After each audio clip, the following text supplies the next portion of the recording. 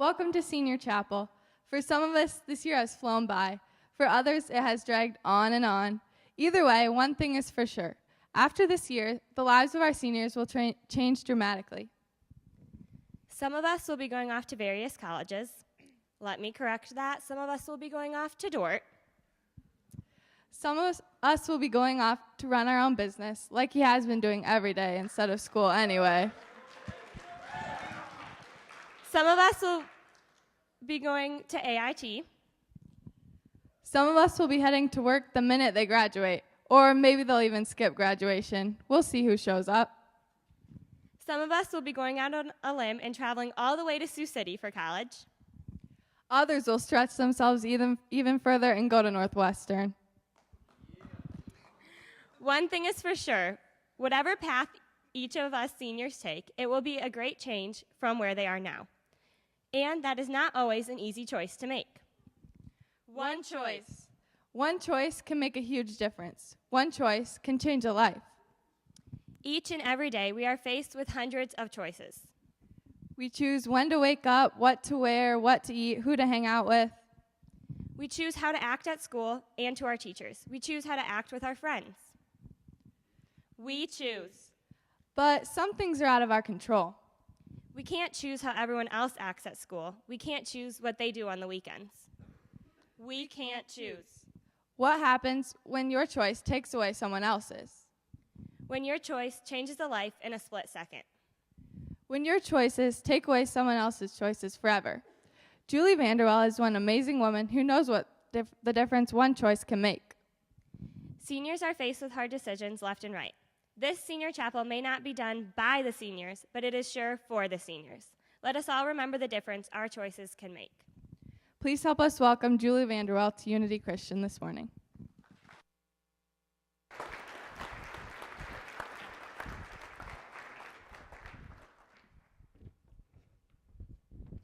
you guys. Well, good morning. It's kind of nerving to be in front of an audience. It's always tough for me to do this, but I want to thank you, each and every one of you, for inviting me here today. Some of you may know who I am. I am a single mother, proud mother of two precious boys, Drake and Gavin. Some of you may know them. Drake is 20 years old right now, and he graduated from Unity in 2013, and he transferred here, even though he was here for a short time. He transferred here when he was right in the middle of his junior year, and I want to tell you that both from the bottom of my heart and Drake's heart, Unity was a blessing to both of us. We had been faced with a lot of challenges, and it was a place that he needed to be, and it was a good choice that he made on his part, and God willing, we were brought here. So Drake is now a sophomore at Dordt College. He just recently changed his major, and he's doing a double major. He is majoring in social work and criminal justice. He chose this path because of the experiences and the things that he has been dealt with as a child and growing up. Now, some of you may know Gavin. Some of you were his best friends. Gavin is forever 10 years old. Gavin was a kid that was full of life. Drake was my quiet one. Gavin was my energetic one. Gavin loved sports. He loved to play hockey. He played since he was 3 years old. And he played baseball. Some of you were probably on his baseball team. And he played basketball. And there was one sport that he couldn't wait to play in the fall, and that was of 2009, and that was football. He wanted to be a running back. Sadly, his life was taken by someone else's choices, and he never got to step on that football field because he was tragically killed in a drunk driving accident that was caused by his father. Now, I want you guys to sit here and imagine just for a moment your life just as it is right now. Everything is the way it is, whether you're happy, sad, mad, having a great day, having to go to classes. You get that phone call, one phone call, and in the blink of an eye, your entire life is shattered. just like that, gone. Everything the way you knew it is gone. This is Gavin's story. Like I said, Gavin was a great kid. He was energetic. He was vibrant. He was a blonde-haired boy that had big brown eyes and loved life and couldn't wait to experience anything, get his hands on everything. He was a boy that he wanted to play the violin. I didn't know how to play the violin. I tried to talk him out of it. He wanted to play the violin. So, okay, fine, we'll play the violin. He mastered it. He wanted to learn how to drive a skid loader. He did that. He learned how to drive a skid loader the week before he was killed. The boys were the best of friends. Drake and Gavin were inseparable. Their lives together, they went hand in hand. They were each other's shadows. The boys' father and I had divorced, and the boys were on a forced custody visit. I always feared for that because I knew of the problems that their father had. My boys were rarely separated, but on that day, they were not together. On July 26, 2009, that's when I received the phone call that shattered my life. It was my son, Drake, and he was screaming, "Mom, it's Gavin. It's bad. It's Gavin." I fell to the floor, and my heart stopped. Drake was only 14 at the time, and little did he know he had big shoes that he was stepping into at that time. In a heartbeat, our lives shattered.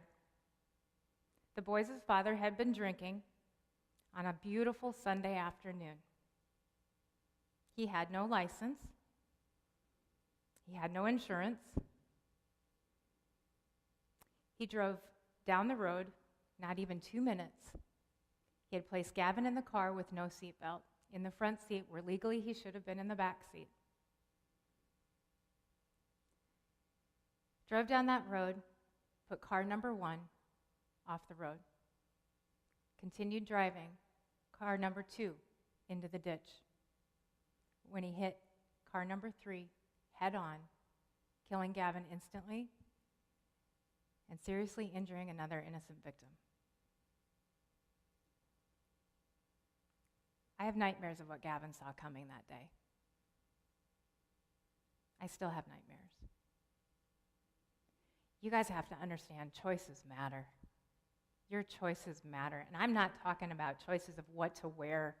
Yeah, that has something to do with it, but I'm talking about choices of drinking. I'm talking about choices of drugs. I'm talking about choices of as simple as putting on your seatbelt when you're leaving the parking lot today to go home after school. Your choices matter. They matter today, they matter tomorrow, and the choices you make today could matter years from now. But you don't realize that when you're a kid. I was a kid like you once too. I was invincible. I thought I could do anything. My choices don't matter. I'll just fix it, if something happens. Sometimes things aren't easy to be fixed. Drinking and driving is a big deal, a very big deal. Drinking and driving is not accepted as an accident because you have a choice. You have a choice not to participate. When you go through a loss, whether it's father, mother, sibling, brother, sister, aunt, uncle, it hurts. When you lose a child, you're paralyzed. Your whole world is collapsing in front of you. Everything that you knew is gone. All your hopes, your dreams, they're gone. How do you move forward after that? It affects you emotionally, physically, financially. You're consumed with fear. It took me 3 years to be able to allow Drake to even drive to Sioux City. Ask him. He'll tell you. I wouldn't want him on the road because I was fearful of what could happen to him. I had loss of hope. How am I supposed to be able to hope after all of this? How do I hope again? Trust. You lose trust. Who can I trust? Who can I not trust? How do I move forward? had a choice today whether or not to come or not, I would have been very happy staying inside my four walls. It's safe there. Took me 3 years to even be able to go to the grocery store after all of this, let alone listen to music or smile or laugh again. But I chose. I needed to come here because there's a reason. You guys need to know the choices that you make are important, because drinking and driving or drugs or whatever it may be that you're doing is important, because it can change somebody's life. And you don't want to be that kid that comes to school and says, yeah, I went drinking last night and I didn't get caught.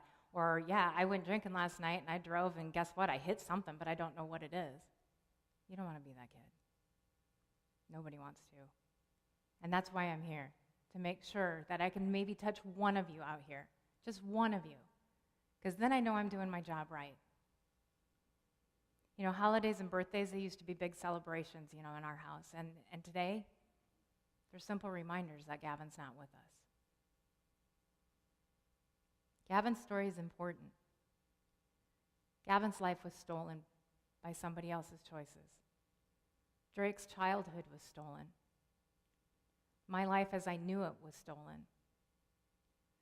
You guys that are friends of Gavin's, you were robbed of a childhood friend because somebody made a poor choice and they didn't stop to think about drinking and driving. A lot of people wonder where our support comes from, and it's our faith. That's a big deal. It's bigger than anything, because honestly, our faith was rocked completely. It took me, honestly, 3 years to be able to go to church again. Was I angry with God? No, I was not angry. The moment the crash happened, I was never angry with God, and still am not. I ask him a lot of questions, but I've never been angry. And the reason being is because I honestly, truly believe that the moment it happened, the crash happened, I know that Jesus was there with his angels, and he picked up Gavin, and he was there to protect him from any harm and suffering. Gavin was protected by Jesus and the angels. Just as when I got that phone call and my life shattered and I dropped to the floor and I went into my kitchen with Gavin's blanket and his bear and sat in the corner of the kitchen for 4 hours before I could move or even speak. But you know what? God had his arms wrapped around me. He was there, just like he's been through this entire journey. He has helped us walk this journey. He has helped Drake walk this journey. He has helped us choose the right path. He's helped us through the difficult times. He's helped us through the easy times. And you know what? It's hard. It's hard to keep your faith, but you have to. God's grace is a gift, and that's the way I look at it. He's given me the gift of grace, the grace to move on and to breathe. I used to open it up to questions for the audience and so forth. And one of the first times I had spoken, I had, it was a middle school child at MOC actually. And they asked me, it was actually one of Gavin's friends, and he asked me, he said, "You're a Christian, right?" And I said, "Yeah." He said, "Have you forgiven him?" Oh, wow, that's a big word, forgiveness. How do you forgive after something like this? How do you forgive? Well, it takes prayer. Sometimes I think I have a direct line to God because I'm constantly talking to him. I mean, I'll sit there at my desk at work and I'll be talking to myself, but I'm really talking to God. I'm asking him, you know what, Lord, help me through this. I prayed hard. I got on my hands and knees before I even came here today. And I said, God, you need to walk me through this. Give me the words that I need to say to be able to touch one of these kids in this audience. Prayer is so important. You may not get what you're asking for out of the prayer, but you know what? God has this plan that he just kind of just works everything to make it fall right in line. Forgiveness. Yeah, let's go back to that one. I prayed for 3 years, asking for, how do I forgive this man? How do I move on? How do I do this?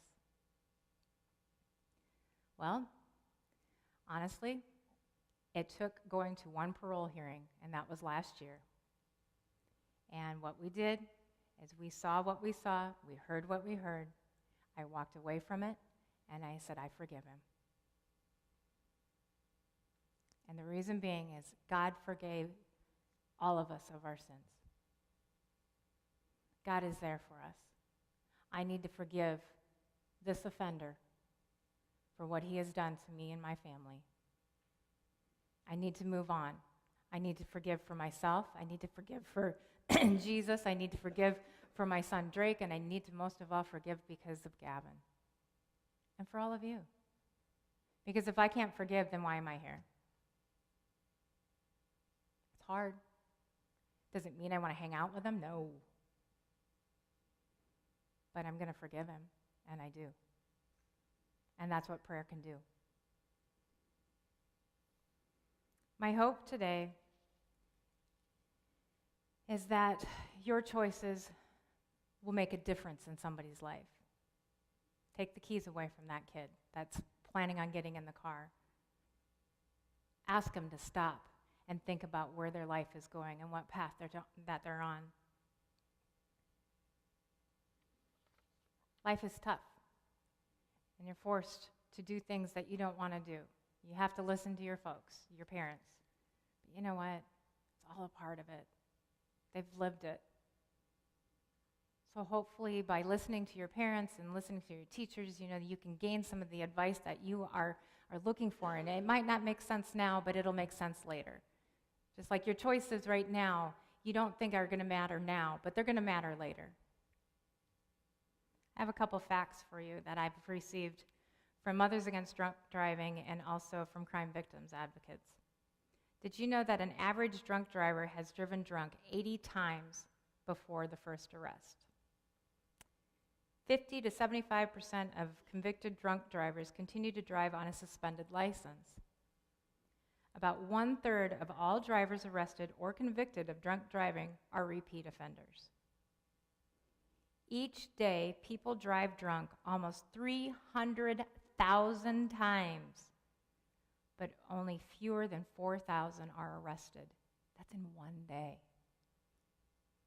Males are more likely than females to drive drunk, 15 to 8%. Here's another fact. For whatever reason, the drunk driver often lives. It's the innocent victims that are often the ones who die. Gavin was a victim. He died.